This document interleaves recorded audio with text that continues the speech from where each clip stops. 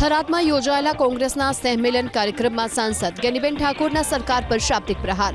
ગેનીબેન ઠાકોરે અપીલ કરી કે કાલથી મતદાર યાદી સુધારણા કાર્યક્રમમાં બીએલઓ જ્યારે ઘરે આવે ત્યારે આપણા જ મતદારોના નામ નીકળે તે ધ્યાન રાખજો। ખોટા નામો નીકળે તો આપણે પુરાવા આપીશું અને જાગૃત રહીશું। કોઈ નકલી મતદારોના નામ ન દાખલ થાય તેનું ધ્યાન રાખવાની ગેનીબેન ઠાકોરે મતદારોને અપીલ કરી। બીએલઓ પોતાના ઘરે આવે, ગામડામાં ઘરે ઘરે જાય એ ટાઈમે ખ્યાલ રાખીને આપણા મતદારો નીકળે નહીં અને ખોટા મતદારો એ મતદાર યાદીમાંથી નીકળે એના માટે પણ થોડી ગંભીરતા લેજો।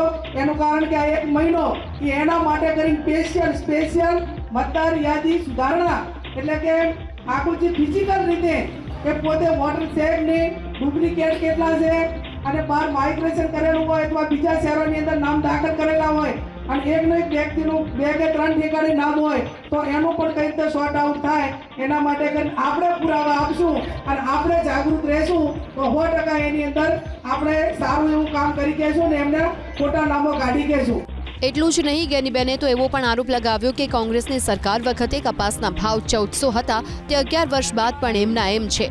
મગફળી અને એરંડાના ભાવમાં પણ કોઈ વધારો નથી થયો, જ્યારે તેની સામે ખાતર બિયારણના ભાવ વધ્યા છે। મનમોહન સિંહની સરકારે ક્યારેય જીએસટી નહોતી લગાવી, તમામ કૃષિ સાધનો સસ્તા મળતા હતા। કેન્દ્રમાં મનમોહન સિંહજીની એ ટાઈમે કપાસના ભાવ એ 1400 રૂપિયા હતા તો અત્યારે 1400 છેલ્લા 1500 રૂપિયા 1500-1600 સુધી પહોંચ્યા હતા।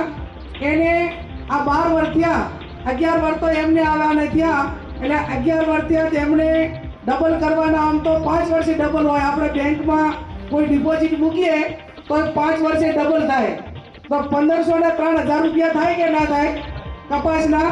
તો આજે ઇનાઇટ છે ને એટલા વર્ષો પહેલા એનાથી પણ ઓછા। આજે 11 વર્ષ પહેલા જે કપાસનો ભાવ હતો એના કરતાં પણ હાલની તારીખમાં કપાસનો